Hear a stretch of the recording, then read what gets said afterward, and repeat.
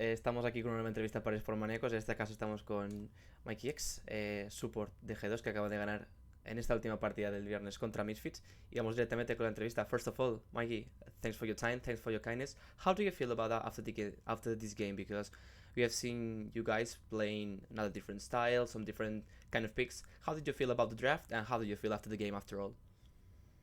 Yeah, I mean, so after the game, I'm feeling pretty well. I wasn't really sure what to expect coming into the week, since we're playing with a sub. But our scrims went pretty well, so I was confident that we can win both our games, so hopefully win tomorrow as well. And when it comes to draft, I think I was a bit maybe not too comfortable with the champions we were playing bot lane. We didn't really play Ezreal Tamkench at all, scrims. But they kind of banned my champions. Kind of banned a lot of supports. So but Tam Kench was a pretty good pick against their team comp because I had like Leona, and the only way they can actually win the game is if they kill Kog'Maw. Yeah, Kog'Maw looked pretty goddamn strong in this game. As long as I pick Tam Kench and keep him alive, we probably win. Also happened, and yeah, it was a pretty smooth game, I think. How was the last week? Because from the start of the week we knew Persk was not available to play for this week, and we shortly knew Pinoy was subbing in. How was it to play with him and doing screens with him? How did he adapt it to the team? So we had to change our approach a little bit on how we draft, because he plays some certain other champions that Luca doesn't, and he doesn't play some that he does. So we still have we kind of wanted to just prepare a few drafts where we kind of know what champion he's going to be on. So we have maybe 4 or 5 champions that he's comfortable on, and wanted to draft around that. But yeah, he's adapting pretty well in terms of allowing me to also have a lot of freedom of charging battery, what support I want to play. Even though today I didn't have much freedom because I forgot to pick Tam Kench anyway. But yeah, in general, it's going pretty well. Everybody says, okay, Perks, how do you feel about playing AD carry again? Okay, Caps, how do you feel about playing mid lane again? But nobody asks, okay, Mickey, how do you feel about playing with 3 different AD carry in such a very few time? Because we know that meta is meta, so it heads you into playing such a certain group of picks. But every player has its own way to look at the game. How do you feel about playing with 3 different players in such a very few time? Well, personally for me, it's kind of refreshing because I can always find new ideas with different people. It also helps me to think more about the game. Yeah, for me, I don't really mind changing AD carries every single game. I mean, that's kind of what solo queue is, you always play with a different AD carry, so it's not there's that huge of a difference, especially if all 3 are on a high level. I don't have to actually teach them anything. I'm just kind of playing my own game. But yeah, it just sometimes I guess the communication is different, or how we approach the lane is different. But it's always fun to adapt. Just be a bit random in our approach, or people don't really know what to expect, I guess. What does become more difficult, to adapt to a different AD carry because every player has its own style, or for the AD carries to adapt to the same support player? Wait, do you mean AD carries adapting to different supports? That's the point. So yeah, I would say it's probably harder to adapt to a support, because support is usually the one that kind of dictates the lane, and usually AD carriers just pick champions that either scale or have good laning. But most of the time, people won't pick AD carriers to necessarily win the lane or push the lane. Usually it's about counter picking support if you want to win the lane. And then also depends on the support's champion pool, what kind of champs he plays. So I think it's probably harder to adapt to the support. And I guess it also depends what kind of player the support is. Maybe he roams a lot, maybe he plays for lane a lot. You have to be mindful of if you can step up for the wave if your support is roaming or something.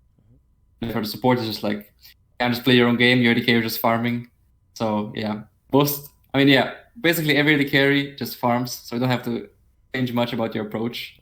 Just about synergy or what champions you play. that's a big of a deal. Watching League overall, past on Spring Split, you told that okay, we do not mind if you have to lose or spring or summer if it does mean we're going to perform better for the worlds, but Spring Split went practically good for you and you guys are stepping up slower on this summer split.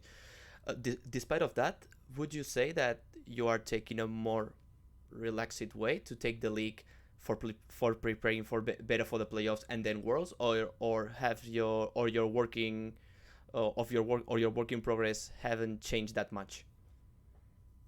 I mean, I would still say we're kinda just chilling in the regular season. I think we usually always try to ramp up for playoffs and start like playing more solo queue, trying like a lot harder. I mean, compared to last year, we do put more effort into scrims. They're more like serious, so we try to get stuff out of the games. And also helps that other teams are improving, so they can challenge us, and then that helps us improve as well. Like last year, we were just kind of like winning every scrim, and no one could really like maybe took one game a day or something like that. But now it's kind of like 50-50. So that's good. But it also means that we're kind of bad. So it also motivates us that we have like a lot to work on, so we can improve a lot. Then we just ramp up for playoffs, I guess.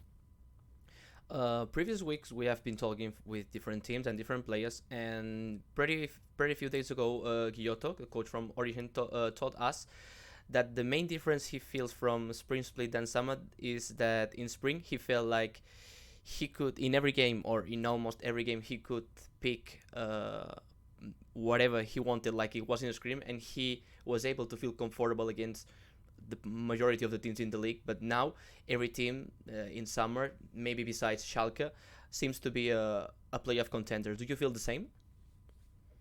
Yeah, I mean it's definitely a lot more competitive in the sense where usually when you like look at like a bottom tier team, like in the standings, you think, okay, this is gonna be a free win, or like a free week.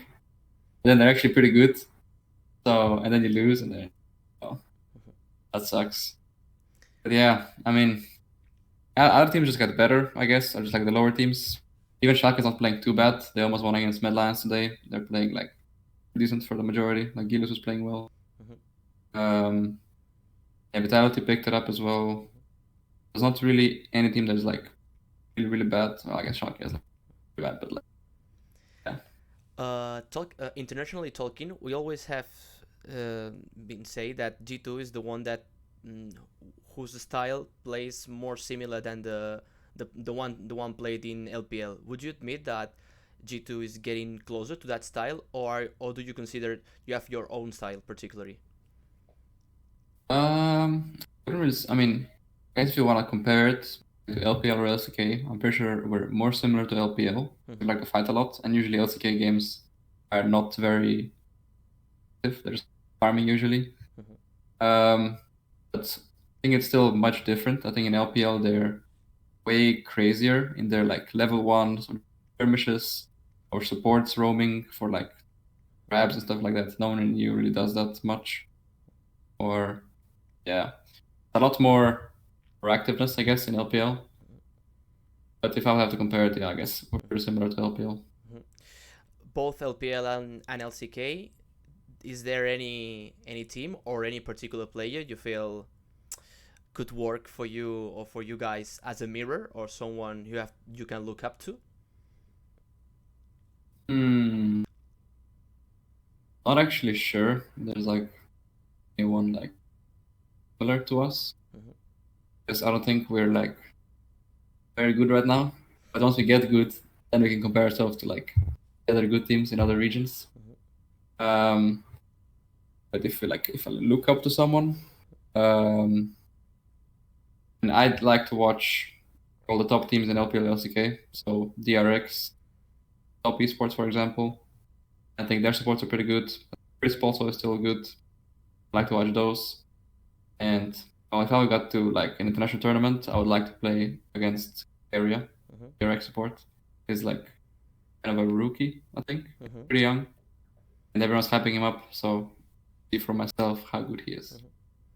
Would you like to have more international tournaments to prove against them more frequently than just Worlds or MSI? Yeah, I mean, I think that would be great. I mean, I think Rift Rivals doesn't really satisfy that need because it's only NA. Yeah, for sure, I would love to play against LCK, LPL more often. That's always really fun, and you always learn a lot from scrimming those teams. For sure. So yeah. So that's everything from me. Thank you very much, Mikey, for your time, for your kindness, and hope to speak with you very back soon. Yep. Y a vosotros, chicos, si os ha gustado esta entrevista, no recordéis darle un buen like, suscribiros y nos vemos en la siguiente.